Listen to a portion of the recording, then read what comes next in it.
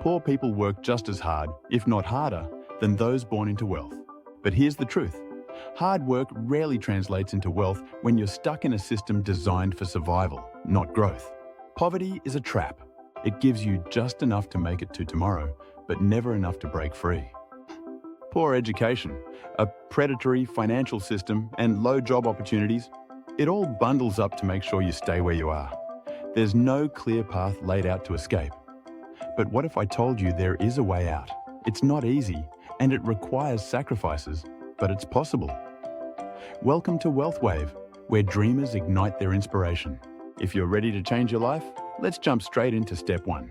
Step one, accept that things must change. First, take a moment to have an honest conversation with yourself. Sit down in a quiet space, free from distractions, and reflect on your current situation. Ask yourself tough questions. Am I truly happy with where I am? Am I providing the future I want for my children? What will my life look like in 5, 10, or 20 years if nothing changes? Be brutally honest with yourself, because clarity is the first step toward transformation. The harsh reality is that many people adapt to the rhythm of poverty. It feels familiar, and over time, they build habits and routines around surviving rather than thriving. For example, imagine someone who works paycheck to paycheck, constantly borrowing to cover emergencies, but never saving for the future. Over time, this cycle becomes their identity. They accept it as their reality and stop striving for change. To escape, you'll need to shed this version of yourself entirely. This means adopting a new mindset, breaking unproductive habits, and distancing yourself from people or environments that hold you back. It's not easy, but it's necessary. Visualize the person you want to become and the life you want to lead. Change starts with letting go of your old self to make room for something greater. Step 2. Brutally analyze your life. You can't fix what you don't measure. Write down every detail of your financial life, your income, your expenses, and where your money goes each month. Be brutally honest. Most people are shocked to see how much they spend on things that don't matter. This clarity is step 1 to building a better life. Step 3. Identify the bare minimum for survival. You can't fix what you don't measure. To gain control of your financial future, you first need to know exactly where you stand. Take a notebook, a spreadsheet, or even a finance app and document every detail of your financial life. Start with your income. How much money comes in each month? Next, list all your expenses: rent, food, utilities, transportation, subscriptions, entertainment, and anything else you spend money on.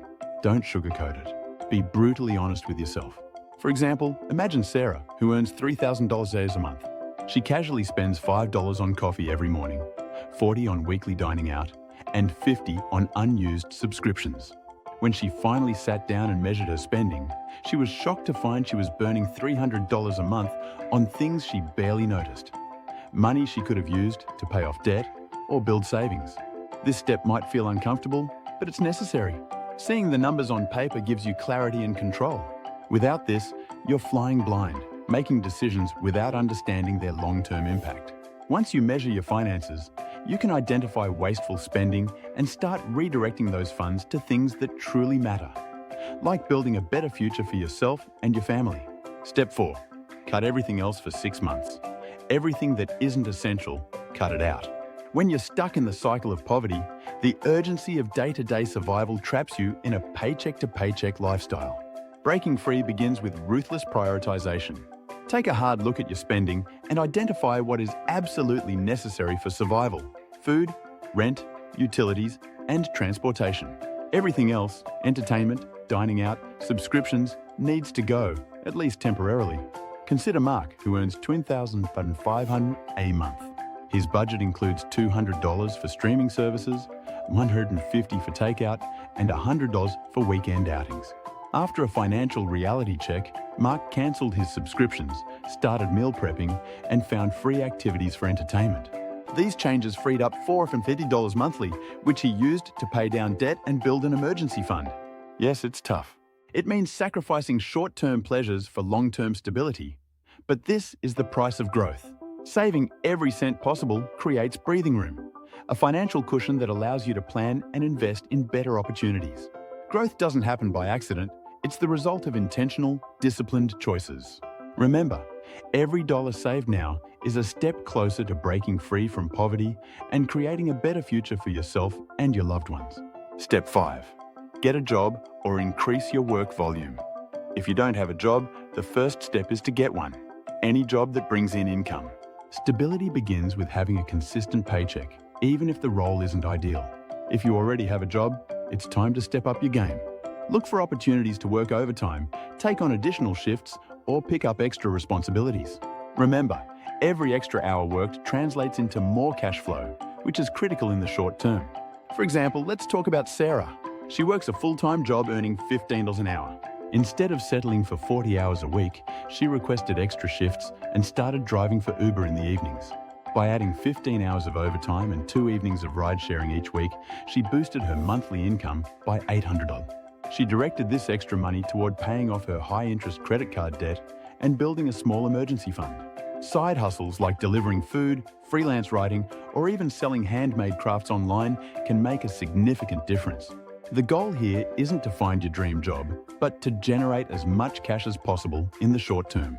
This creates momentum, providing you with the breathing room needed to tackle the next phase of your financial journey. Step 6. Tackle high-interest debt. Debt is often called the modern version of chains because it restricts your financial freedom and keeps you stuck in place. When you're burdened by debt, it feels like you can never move forward, always paying someone else while your own dreams and goals are put on hold. But high-interest debt is the heaviest chain of all. Credit cards, payday loans, and other high-interest loans can drain your finances faster than you can keep up, and the interest compounds, making it harder to break free. Let's take an example of James, who has $2,000 in credit card debt with a 25% interest rate. Every month, he's paying the minimum payment, but because of the high interest, a large portion of that money is just covering the interest, and very little of it goes toward reducing the principal balance. This means James is stuck in a cycle, paying more than he should. Instead, James decides to focus all his extra cash on paying off the high-interest debt first. By doing this, he frees up more money each month, which he can then use to pay down other debts. The key here is to stop relying on payday loans or other quick-fix solutions that will just dig you into a deeper hole. Once the high-interest debt is gone, you'll have more breathing room and be able to tackle other financial goals. Step 7. Save 1 month's worth of essentials. Once you've made significant progress on eliminating high-interest debt, it's time to turn your attention to saving. The goal here is to build a financial cushion, enough to cover 1 month's worth of essential expenses.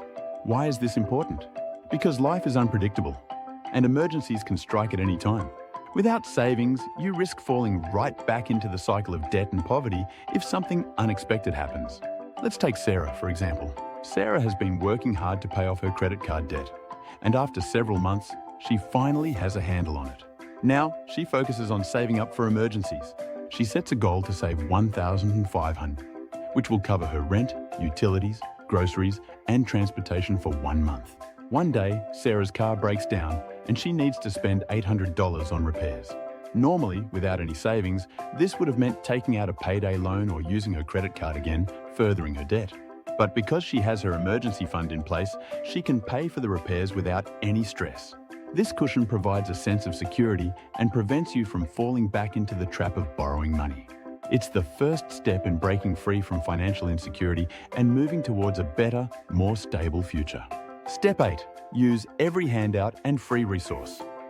One of the most powerful strategies to escape poverty is to leverage every available resource, especially the ones that are free or subsidized.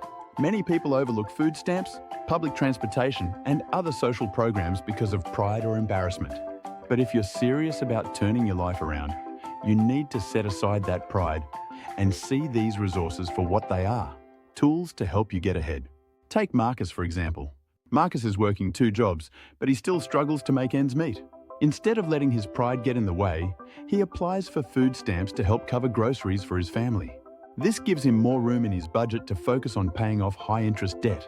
He also uses public transportation instead of owning a car, which saves him hundreds each month in gas and insurance. Marcus also discovers that the local library offers free online courses and workshops on financial management and job skills. He takes full advantage of these resources to build his knowledge and improve his qualifications. By using these tools, Marcus is able to direct more of his income towards savings and debt repayment. He's not wasting money on things that can be done for free, and instead, he's investing in his future. Remember, this is a long-term strategy. Take advantage of what's available to you right now and keep your eyes on the bigger picture. Step 9. Learn valuable skills online. The marketplace rewards you based on the skills you bring to the table. If you want to earn more, you need to level up your abilities. And the good news is, there are countless free resources available to help you do just that. Take advantage of platforms like YouTube, where you can learn anything from coding to social media management, or even how to master tools like Excel. Let's take the example of Sarah, who was working as a cashier at a retail store. She was barely making ends meet and knew she needed a change. Sarah decided to take an hour each evening to watch YouTube tutorials on Excel. At first, she learned how to create simple spreadsheets, but over time, she mastered more advanced functions like pivot tables and data analysis. Within 6 months, Sarah applied for a position in the company's data entry department and got the job.